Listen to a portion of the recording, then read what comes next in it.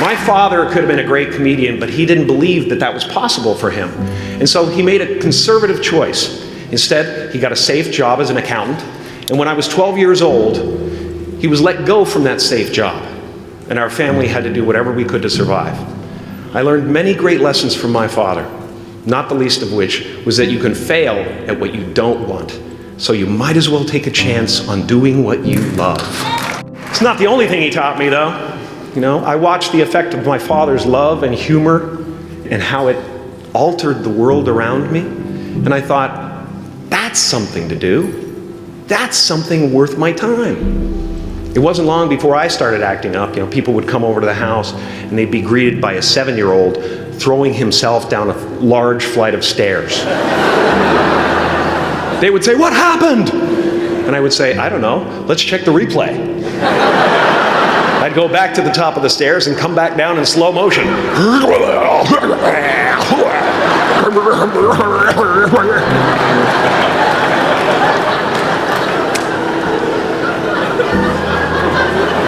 It was a very strange household. My father used to brag that I wasn't a ham, I was the whole pig. And he treated my talent as if it was his second chance. When I was about 28, after a decade as a professional comedian, I realized one night in LA that the purpose of my life had always been to free people from concern, just like my dad. And when I realized this, I dubbed my new devotion the Church of Freedom from Concern. The Church of FFC.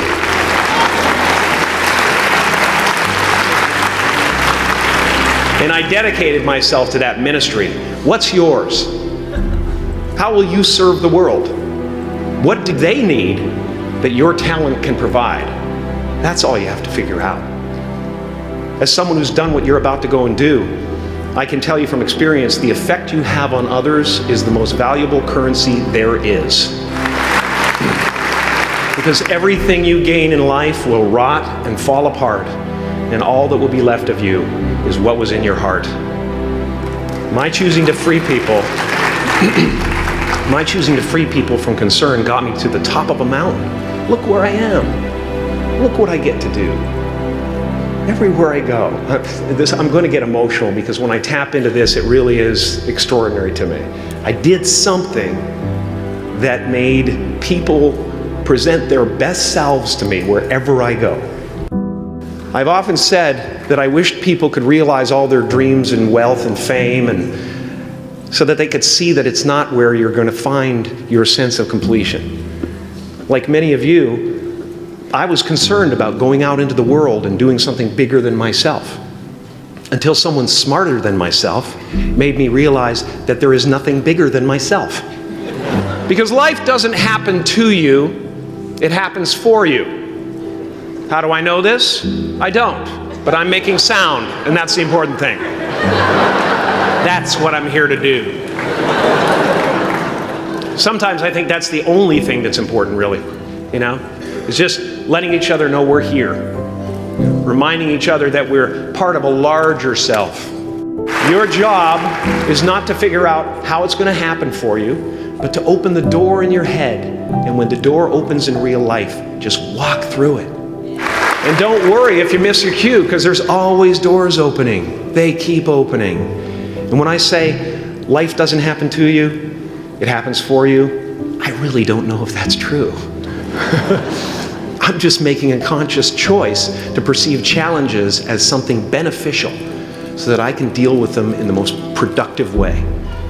You'll come up with your own style. That's part of the fun.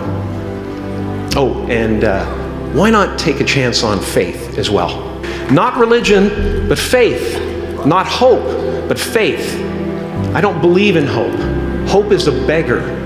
Hope walks through the fire and faith leaps over it.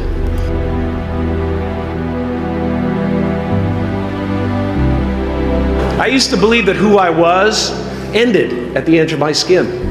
That I had been given this little vehicle called a body from which to experience creation. And though I couldn't have asked for a sportier model. It was, after all, a loaner and would have to be returned. Then I learned that everything outside the vehicle was part of me too. And now I drive a convertible.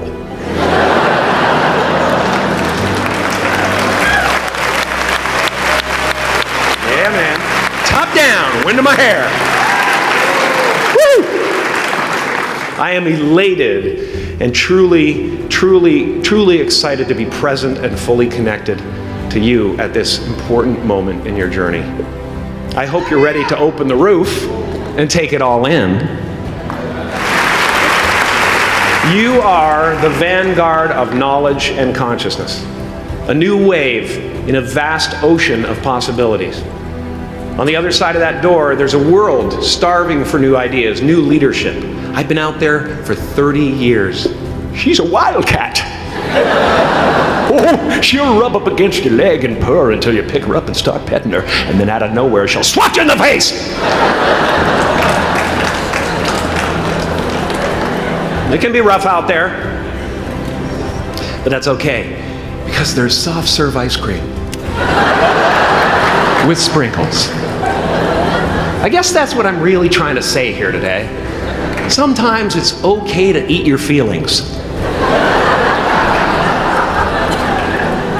Now, fear is going to be a player in your life, but you get to decide how much. You can spend your whole life imagining ghosts, worrying about the pathway to the future, but all there will ever be is what's happening here, and the decisions we make in this moment, which are based in either love or fear.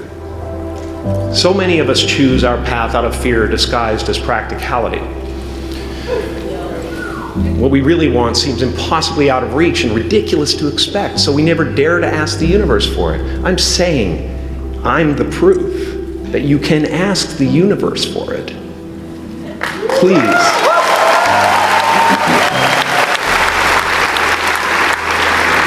I am at the top of the mountain, and I was, and the only one I hadn't freed was myself, and that's when my search for identity deepened. I wondered who I'd be without my fame. Who would I be if I said things that people didn't want to hear? Or if I defied their expectations of me? And that peace that we're after lies somewhere beyond personality, beyond the perception of others, beyond invention and disguise, even beyond effort itself. You can join the game, fight the wars, play with form all you want, but to find real peace, you have to let the armor go. Your need for acceptance can make you invisible in this world. Don't let anything stand in the way of the light that shines through this form. Risk being seen in all of your glory. My soul is not contained within the limits of my body. My body is contained within the limitlessness of my soul. Now I'm always at the beginning. I have a reset button, and I ride that button constantly. Once that button is functioning in your life, there's no story that the mind could create that will be as compelling. The imagination is always manufacturing scenarios, both good and bad, and the ego tries to keep you trapped in the multiplex of the mind.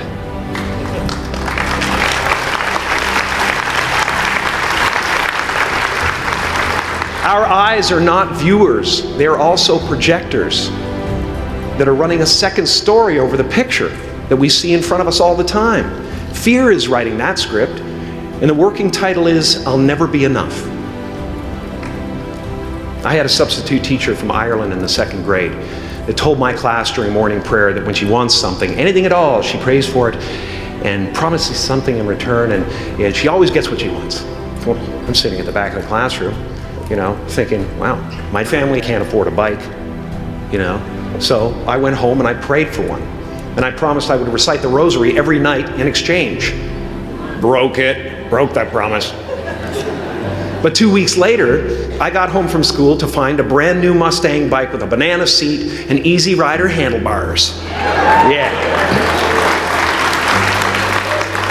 From fool to cool. My family informed me that I had won the bike in a raffle that a friend of mine had entered my name in without my knowledge whatsoever. So that type of thing has been happening to me ever since. And as far as I can tell, it's just about letting the universe know what you want and working toward it while letting go of how it comes to pass. No matter what you gain, ego will not let you rest. It will tell you that you cannot stop until you've left an indelible mark on the earth, until you've achieved immortality. How tricky is this ego that it would tempt us with the promise of something we already possess? Relax and dream up a good life.